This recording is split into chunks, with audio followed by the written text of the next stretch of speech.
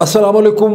गुज़िश्ता शब पाकिस्तान के former prime minister Imran Khan साहब ने जब वीडियो स्क्रीन्स के ज़रिए पाकिस्तान के मुतादिद शहरों में अपने वर्कर्स, अपने सपोर्टर्स से ख़िताब किया, जिसे बहुत से टेलीविज़न चैनल्स ने भी दिखाया, जिसके हवाले से मैंने एक दिन पहले वीलॉग भी किया।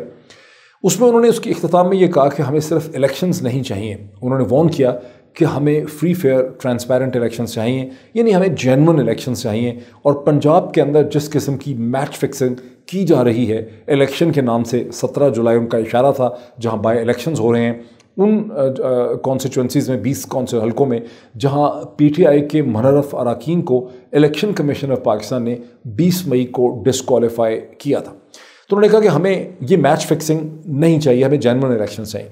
अब सवाल यह है कि ये मैच फिक्सिंग किस तरह से हो रही है, कौन कर रहा है ये मैच फिक्सिंग, क्या इसके मेथडोलॉजी क्या है इस मैच फिक्सिंग की, और ख़ुद इमरान खान साहब और उनकी जमात तहरीक इंसाफ इस मैच फिक्सिंग को एक्सपोज करने के लिए या नाकाम बनाने के लिए क्या कर रहे हैं, कुछ कर भी पा रहे हैं, ये सिर्फ बचाओ बचाओ बचाओ की चीखें मार रहे हैं, सिर्फ जंग को ट्विटर पर लड़ना चाह रहे हैं, या उनके पास कोई लीगल और पॉलिटिकल स्ट्रैटेजी भी है इस पूरी मैच फिक्सिंग का रास्ता रोकने के लिए। तो सबसे पहले हम ये देख लेते हैं कि जो हमें ख़बरें आ रही हैं वो क्या है। हमें ख़बरें ये आ रही हैं कि पुरसरार किस्म की ताकतें जो हैं उन्होंने पूरी पंजाब की जो इंतज़ामिया है, जिसमें असिस्टेंट कमिश्नर हैं, डिप्टी कमिश्नर हैं, एडिशनल कमिश्नर्स हैं, पुलिस है, DPOs हैं, SPOs हैं, उन्होंने एक जादू के ज़रिए कंट्रोल कर लिया है। और ये सारे के सारे इन 20 हलकों के अंदर एक ख़ास किस्म के रिज़ल्ट, जिसमें कोशिश ये है कि हमज़ा शहबाज को कम से कम 14 सीटें, 14 का फिगर बड़ा मैजिकल है, ये मैं आपको समझाऊंगा कि 14 के फिगर की क्या अहमियत है, कि 14 सीटें जो हैं PMLN को और हमज़ा शहबाज को यहाँ से दिलवाई जाएँ। इसमें इवन चीफ सेक्रेटरी पंजाब जो हैं उन्हें बाज़ जगहों पे भेजा गया है लोगों को रीएश्योर करने के लिए। और इलेक्शन कमीशन ऑफ पाकिस्तान भी इस पूरी की पूरी हिकमत अमली का हिस्सा जो है नज़र आता है। और ये जो पुरसरार ताकतें हैं, ऐसा लग रहा है कि ये अदालतों को भी प्रेशराइज़ कर रही हैं, उनको भी इन्फ्लुएंस कर रही हैं। वो भी मैं आपको एक्सप्लेन करता हूँ। अदालतों के फैसलों की वजह से ऐसा लग रहा है। और सिचुएशन एनालिसिस कर लेते हैं कि जो है ये है क्या। देखें, 16 अप्रैल 2022 को जब पंजाब असम्बली में इलेक्शन हुए, जिसके नतीजे में हमज़ा शहबाज जो हैं उन्होंने अक्सरियत हासिल की, तो उन्होंने 197 वोट हासिल किए एक ऐसे हाउस में जिसकी टोटल स्ट्रेंथ है 371, और वहाँ कम अज़ कम वोट आपको चाहिए 186 का। उस हाउस के अंदर एक की अगर आपके पास सबको, तो 186 आपको वोट चाहिए। तो हमज़ा ने 197 वोट उन्होंने हासिल किए।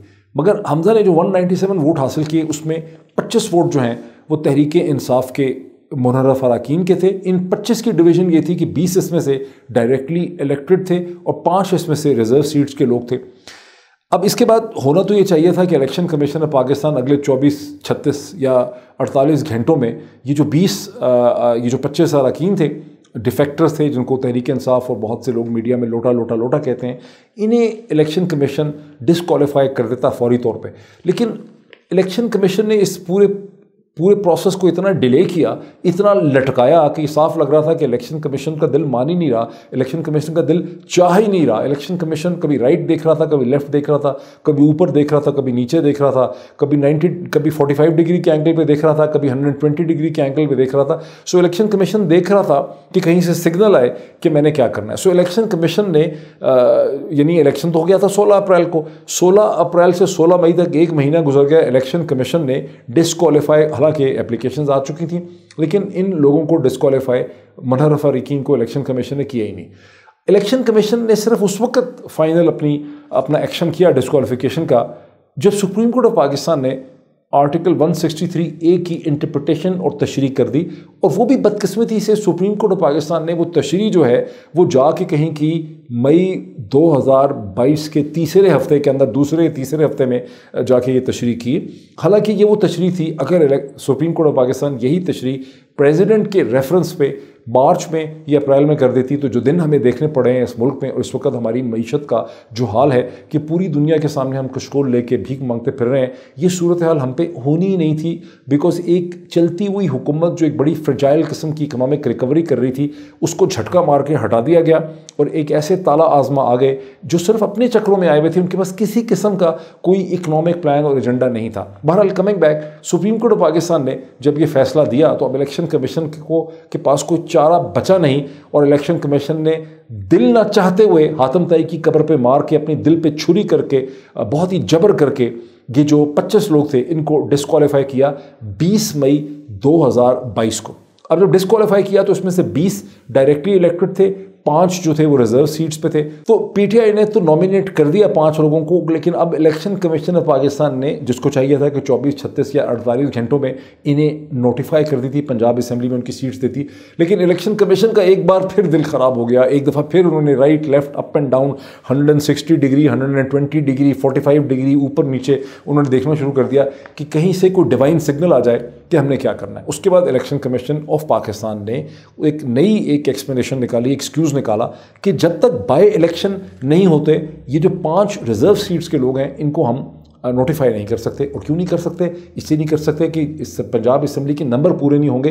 यानी सडनली इलेक्शन कमीशन का दिल भर आया, उनको इतनी हमदर्दी हो गई पंजाब की असेंबली से और हमजा शहबाज की हुकूमत से। अब ये वो चीज़ है जिसको चैलेंज भी किया गया, लेकिन पहले ये कहना ज़रूरी है कि ये जो सारी कार्रवाई हुई है इलेक्शन कमीशन ऑफ पाकिस्तान की, इसके बाद कोई शक रह जाता है कि इलेक्शन कमीशन, जो मौजूदा इलेक्शन कमीशन ऑफ पाकिस्तान है, ये इस पूरे अखाड़े का रेगुलेटर नहीं है, ये इसका कोई अंपायर नहीं है, ये कोई जज नहीं है, ये कोई एडमिनिस्ट्रेटर नहीं है, बल्कि ये एक खिलाड़ी है, ये एक प्लेयर है, ये एक एंटिटी है जो इस इलेक्शन, इस पूरी की पूरी पाकिस्तानी पॉलिटिक्स के अंदर जो एक पॉलिटिकल प्लेयर की हैसियत से इलेक्शन कमीशन इस वक्त हमजा शहबाज साहब की हुकूमत को बचाने की कोशिश कर रहा है। अच्छा, अब इसको क्या इसकी एक्सप्लेनेशन है?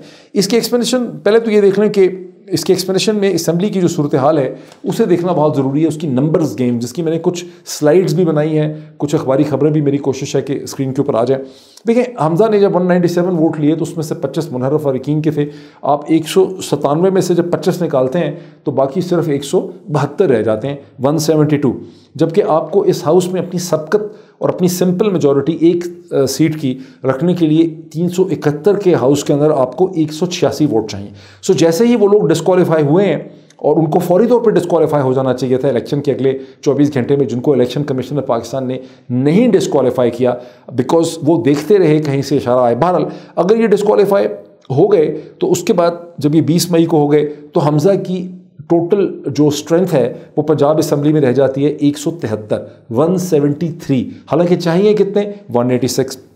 दूसरी तरफ अब अलायंस जो है हमजा के पास, पीपल्स पार्टी PMLN का जो अलायंस है जिसमें इंडिपेंडेंट्स है, उसकी सूरत हाल ये है कि PMLN के पास इस 173 में से 161, 161 PMLN के हैं, 7 पीपल्स पार्टी के हैं, 4 इंडिपेंडेंट हैं, 1 राह हक पार्टी का है। ये टोटल मिला के नंबर बनते हैं 173, 173।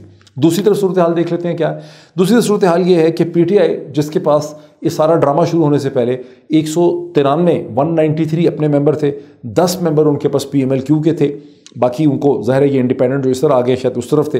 अब 193 में से जब आप 25 निकालते हैं जो डिस्क्वालीफाई हो गए 20 मई 2022 को, तो तहरीक इंसाफ के अपने मेंबरान रह जाते हैं पंजाब असेंबली में 158, 158।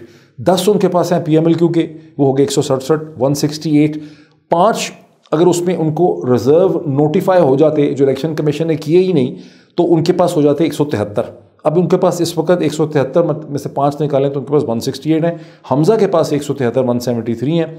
और अगर उनको भी उनके 5 मिल जाते, नॉमिनेशन जो उन्होंने कर दी थी उनको वो notify election commission of Pakistan Hatim Tai की कब्र पे लात मार के कर देता तो उनके पास भी 173 आ जाते।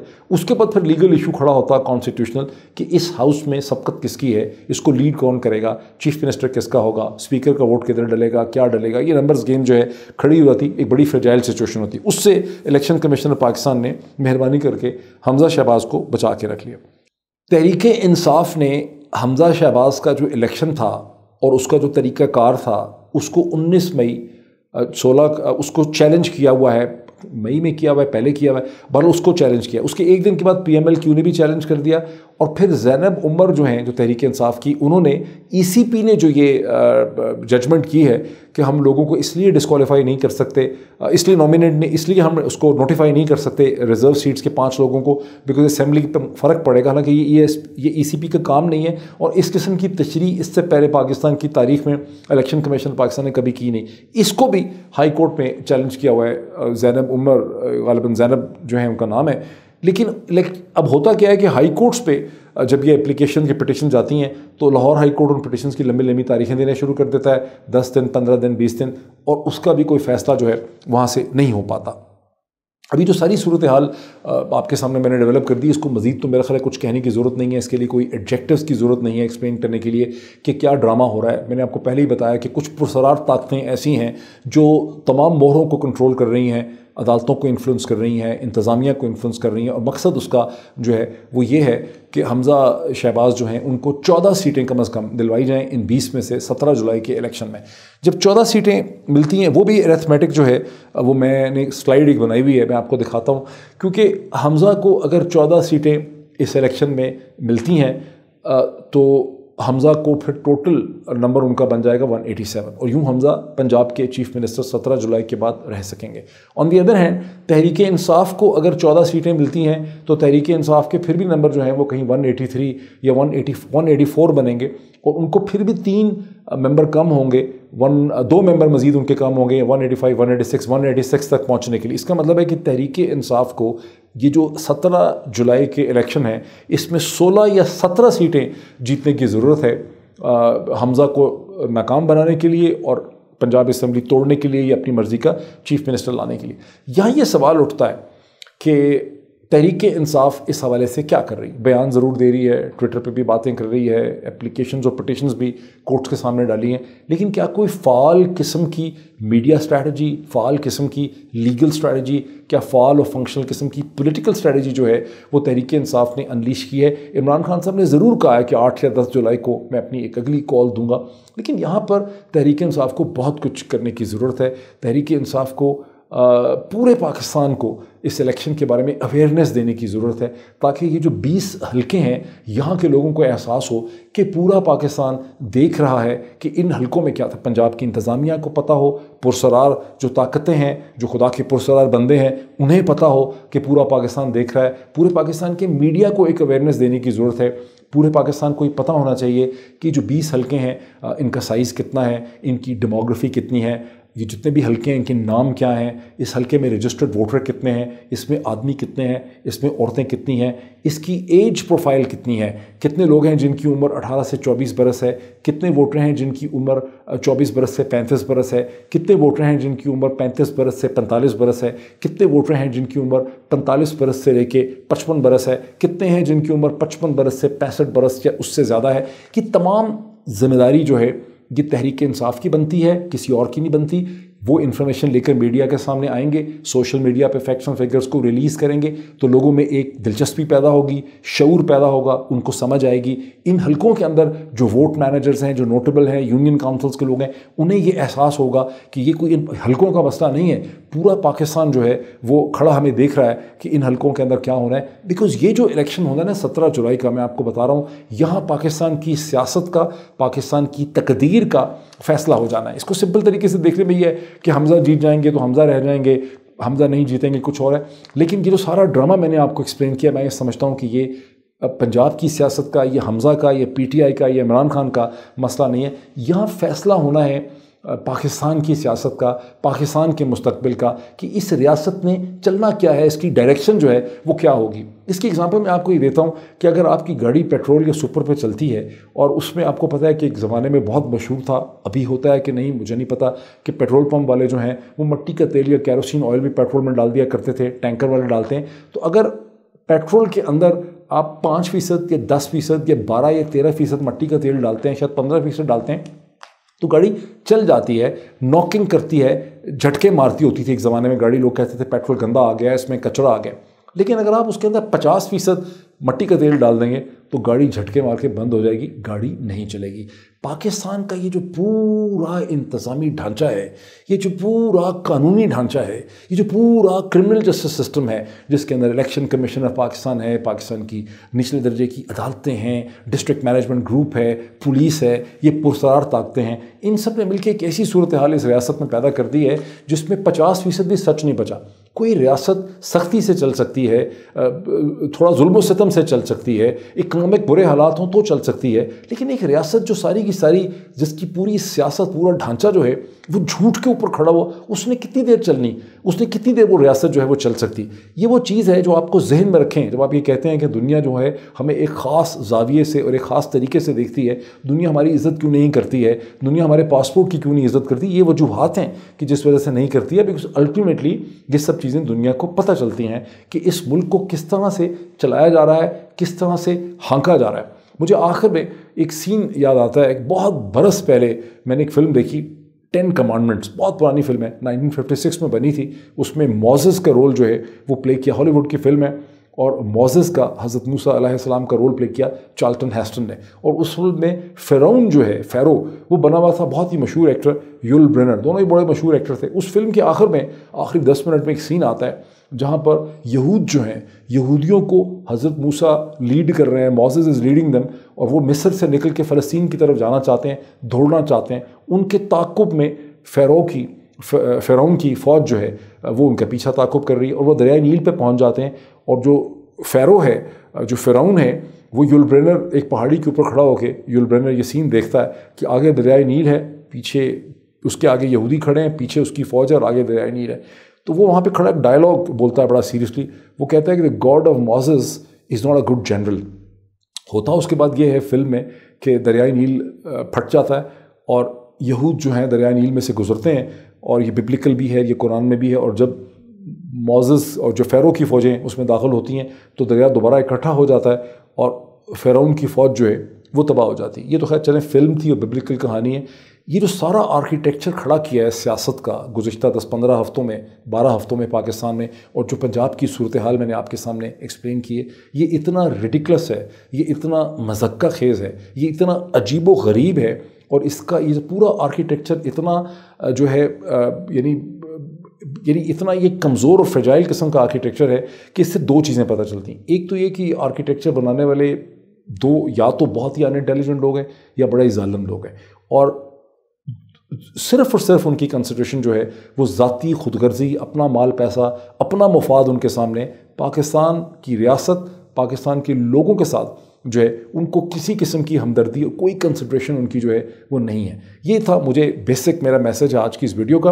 बाकी मैं ये समझता हूँ कि ये Imran Khan, Tehreek Insaf, Pakistani media, social media teams की जिम्मेदारी है कि ये जो कॉन्ट्रडिक्शन है जिसमें बेशर्मी के और फहाशी के भूत नंगे होकर इस वक्त नाच रहे हैं इस इलेक्शन के हवाले से, इससे एक्सपोज करना जो है ये हम सब की जिम्मेदारी है। Thank you so much.